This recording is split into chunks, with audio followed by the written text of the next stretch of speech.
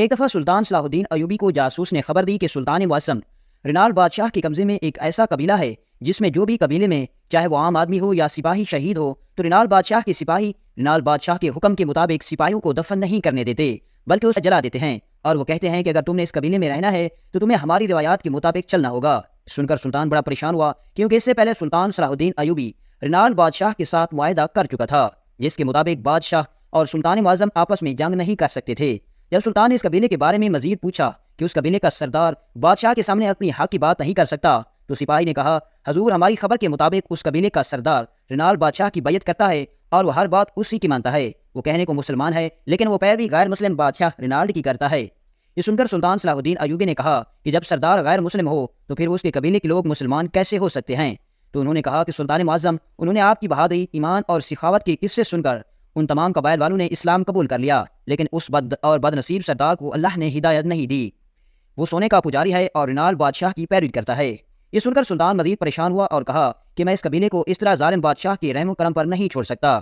جب وہ بادشاہ قبیلے کے شہید سپاہیوں کو دفن نہیں کرنے دیتا تو ان کو بنیادی حقوق کیسے دیتا ہوگا؟ ان کی بیٹیوں ماؤں کی عزت کیا ہوگی؟ ان قبیلے کے رہنے والوں کا رہن سہن کیا ہوگا؟ یہ سن کر سلطان صلاح الدین نے رینال بادشاہ کو ایک خط لکھا جس میں سلطان معظم نے فرمایا، بے شک تمہارے اور میرے درمیان صلح کا معاہدہ ہو چکا ہے، لیکن مجھے خبر ملی ہے کہ ایک قبیلہ جس کے لوگ مسلمان ہیں لیکن اس کا سردار تمہاری پیروی کرتا ہے، اور وہ لالچی انسان سونے کا پجاری ہے اور ہر بات تمہاری مانتا ہے، اور یہ لالچ تم نے اس سردار کو دے کر اپنی بربریت ابھی تک اس قبیلے پر جاری رکھے ہوئے ہو، اور میری معلومات کے مطابق اس قبیلے کے شہید سپاہیوں کو تمہارے سپاہی دفن بھی نہیں کرنے دیتے اور انہیں جلا دیتے ہیں۔ اگر تم نے یہ کام آج کے بعد نہیں روکا تو میں بھی بھول جاؤں گا کہ تمہارے اور میرے درمیان کوئی معاہدہ ہوا تھا۔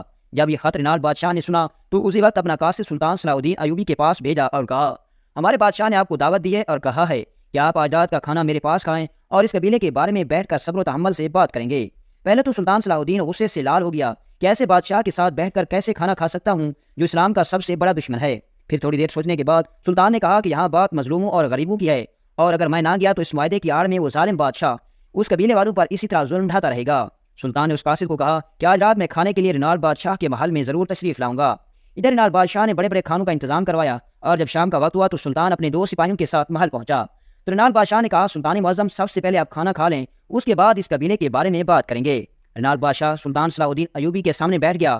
سلطان کے ذہن میں خیال آ چکا تھا کہ اگر بات صرف قبیلے کی ہوتی تو رینال مجھے خط کے ذریعے بھی پیغام دے سکتا تھا، لیکن دعوت پر بلانا اس کی کوئی نہ کوئی چالاکی ہے۔ ادھر رینال بادشاہ نے سلطان معظم کے لیے ایک منصوبہ تیار کر رکھا تھا۔ جیسے ہی اس نے کھانا سلطان کے سامنے رکھا تو دیکھ کر سلطان نے کہا کہ یہ کھانا میرے سامنے سے ہٹا دو، کیونکہ یہ گوشت کسی حلال جانور کا نہیں بلکہ کتے کا گوشت پکا ہوا ہے۔ یہ سن کر رینال نے سلطان معظم، شاید آپ کو غلط فہمی ہو گئی ہے۔ سلطان نے بادشاہ کی بات کو کاٹتے ہوئے پوچھا، یہ لڑکی کون ہے اور کہاں سے آئی ہے؟ رینال بادشاہ نے کہا، یہ میری کنیز ہے اور آج ہی مجھے ایک دوست بادشاہ نے تحفے میں دی ہے، اور اس نے کہا ہے کہ ایک پاک دامن عورت ہے اور ابھی تک اس کو کسی مرد نے چھوا تک نہیں۔ یہ سن کر سلطان معظم نے فرمایا، بادشاہ رینال، اگر یہ گوشت حلال جانور کا بھی ہوتا تو میں کبھی بھی اس کو ہاتھ نہ لگاتا۔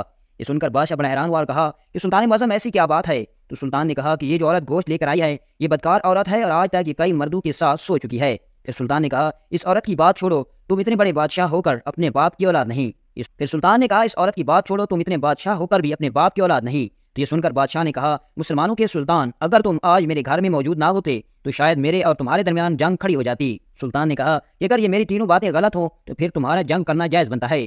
رینال بادشاہ نے کہا، مسلمانوں کے سلطان، اگر آپ اپنی تینوں باتوں ثابت کر دو تو اس قبیلے کو میں مکمل طور پر آزاد کر دوں گا اور تمہارے حوالے کر دوں گا۔ یہ سن کر سلطان صلاح الدین ایوبی نے کہا کہ میں اپنی بات کو ثابت کرنے کے لیے تیار ہوں۔ پھر بادشاہ نے کہا کہ آپ کو کیسے معلوم کہ یہ گوشت کتے کا پکا ہوا ہے؟ تو سلطان نے کہا کہ جب اس عورت نے میرے سامنے گوشت رکھا تو گوشت کی ہر بوٹی کی طرف چربی ہی چربی تھی، اور ایک مسلمان کھانے کو دور سے دیکھ کر پہچان جاتا ہے یہ کھانا حلال ہے یا حرام، اس لیے مجھے پتہ چل گیا کہ گوشت کسی حرام یعنی جانور کتے کا ہے۔ اور دوسری بات، جب یہ عورت میرے پاس کھانا لے کر آ رہی تھی تو اس کی نظروں اور اس کے چلنے کے انداز سے ہی مجھے پتہ چل گیا کہ یہ لڑکی بدکار ہے۔ اور پھر بادشاہ نے کہا، میرا تیسرا سوال ہے یہ ہے کہ آپ کو کیسے معلوم کہ میں اپنے باپ کی اولاد نہیں؟ تو سلطان نے کہا کہ جو شخص اپنے مہمان کو کتے کا گوشت اور ایک بدکار عورت کے ہاتھوں کھلوا سکتا ہے تو اپنی باپ کی اولاد کیسے ہو سکتا ہے؟ یہ سن کر بادشاہ رینال بڑا شرمندہ ہوا، کیونکہ سلطان کی تینوں باتیں درست تھیں۔ پھر بادشاہ نے اس بات کا اقرار کیا کہ میں نے آپ کے ایمان کو چیک کرنے کے لیے کتے کا گوشت بنوایا کہ کیا آپ پہچان بھی کر سکتے ہیں کہ یہ حرام ہے یا حلال، اور میں نے اس لیے اس بدکار عورت کے بارے میں جھوٹ بولا کہ یہ کنیز پاک دامن عورت ہے تاکہ مجھے پتہ چل سکے کہ ایک بدکار عورت کے ہاتھوں ایک عظیم سلطان کھانا کھاتا ہے یا نہیں۔ رینال بادشاہ بڑا شرمندہ ہوا اور اپنے وعدے کے مطابق وہ قبیلہ آزاد کر دیا، اور سلطان نے اس قبیلے سے ہجرت کروا کر اپنی سلطنت میں اس کو جگہ دے دی، اور کہتے ہیں کہ اس قبیلے کے سردار کو سلطان نے قید کروا کر ایک نیا سردار مقرر کروایا، اور آنے والے وقت میں وہ قبیلہ سلطان کا بہت بڑا ساتھی بن گیا، اور وہ واحد قبیلہ تھا جو تاریخ میں بغیر کسی جنگ یا مذاکرات کی بنا پر حاصل کیا گیا۔